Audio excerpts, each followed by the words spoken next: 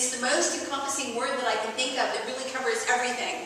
And muck to me is anything that makes you feel stuck, makes you feel unproductive, makes you go, makes you just think about it in the back of your head all the time when you're doing other things. You know, it's basically things that stop you from being fulfilled and living your purpose. In a client session that I had last week, we came up to the conclusion that she would much rather spend 1 or 2 sessions getting all of her muck organized than having this, you know, and have it gone so that she can move forward and live her purpose and do what she wants to do. Because who wants to spend time organizing, unless you're weird like me?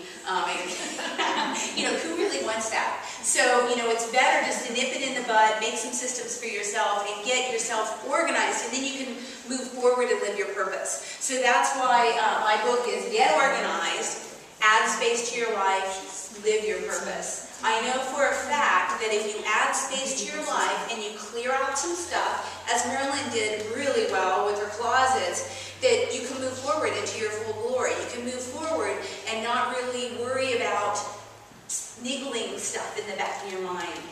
You know, because as women in particular, we always have that little niggling stuck in the back of our mind. I'll tell you a very quick story that's in my book about one of my clients. She had decided that she was going to clear her hall closet. And you know, and in San Diego, you know, our hall closets really aren't for coats. They end up being for everything. So she decided, you know, without a purpose, the closet without a purpose, there you go. She decided she was going to go in and attack it. And so what she did was she opened up the door and she started pulling things out. And she found 5 pairs of her son's shoes. Now, why her son's shoes are there, she has no clue, okay? But she's like, I better deal with this. So she went running off to her son's closet. She opened up her son's closet door, realized there's nowhere to put the shoes. That's why they were in the hall. Okay, that's why they were in the hall closet. And then she just kind of has a meltdown and says, you know what, I can't do that in order to do that, and I'm stuck and I'm stopped. And she went and she retreated back. I think she threw 1 pair in where she could fit. She retreated back for 4 more pairs of shoes. She went to her hall closet. She threw them in. She shut the door. Now, do you think that this was the end of it?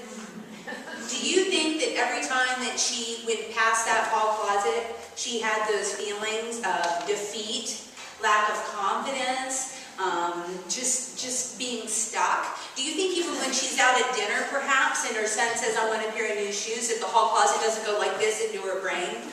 You know, not his, but hers, the hall closet, and she feels like she's inept and incompetent.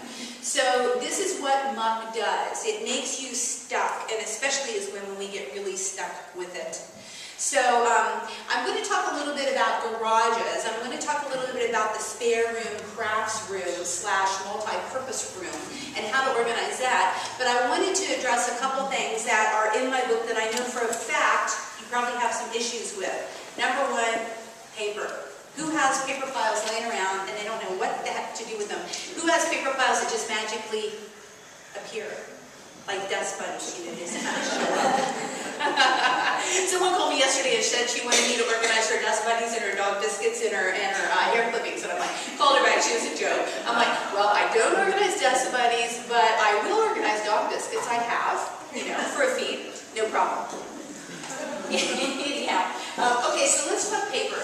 Because I'm a paper flow specialist, and the reason that I am is because we all have paper issues. Now, if we're in business, if we're a home-based business, we have lots of paper. Even if you're not a home-based business and you're retired, there's all this paper that comes in every single day, thanks to Uncle Sam. You know, I call it the great daily mail deluge. You know, worst to worst, you got all this mail coming in at you. So,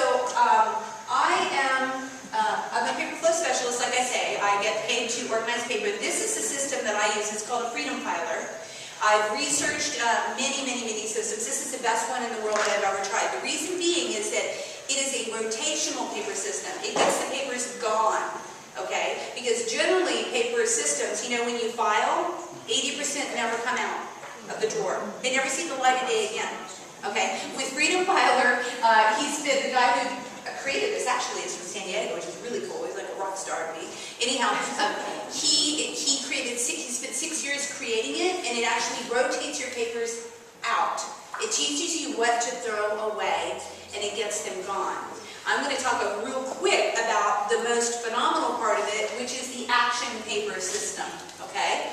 And the reason that I want to show you this is because Seth is giving this away for free, this information. Okay, so you guys can create your own. You don't even have to buy the file system to use this. But I highly recommend that if you have piles of paper, and your paper's like your bills and your calls and your projects and all your committees, which you ladies have a lot of fun around here, that this is a great thing for you. So what you do is you go out to Office Depot or Staples and you buy this little metal frame. Now I know it's ugly, but the way that you know, you can either get it in metal or silver, that's it. One day I'll invent one that's pretty so my clients will stop yelling at me.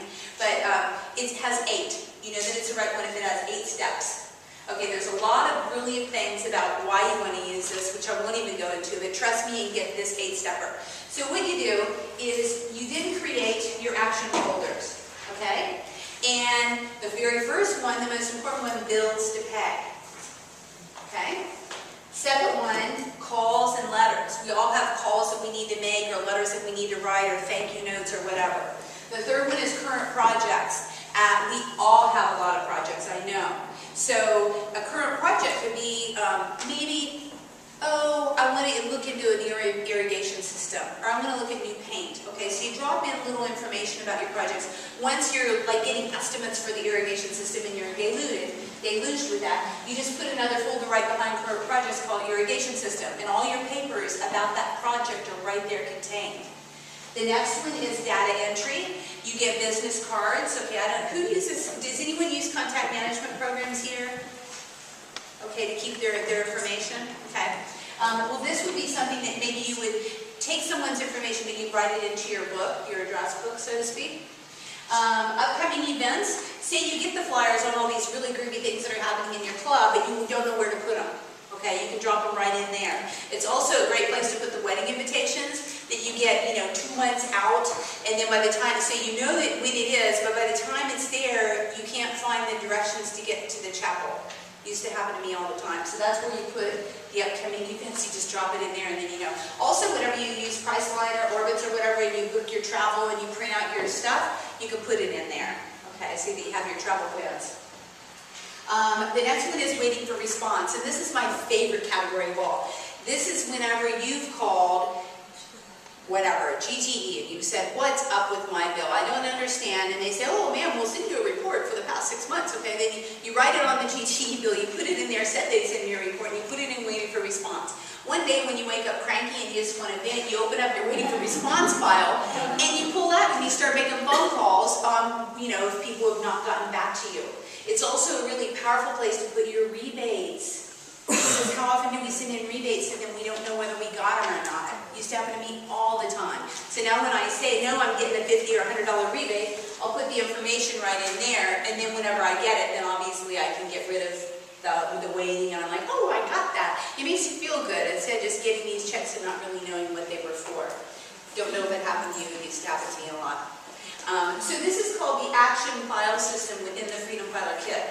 Love it. It's really powerful. It is action-oriented, so that means that you have to work it. I tell my clients this all the time. You have to work it, and you actually have to open up the files and do things with them.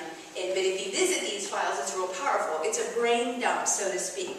So instead of having to hold all this stuff in your head, which we do all the time, you just make a little note, dump it in there, it's gone. Whenever you open up your action file, you'll know it's there. So it allows you, again, to move forward and not focus on the small little nitty-gritty details that we don't want to have to focus on anyhow. It's a brain dump, which is why I like it. Thanks for watching. Thumbs up the video if you enjoyed it, and don't forget to subscribe for more helpful tips on how to master your Muck.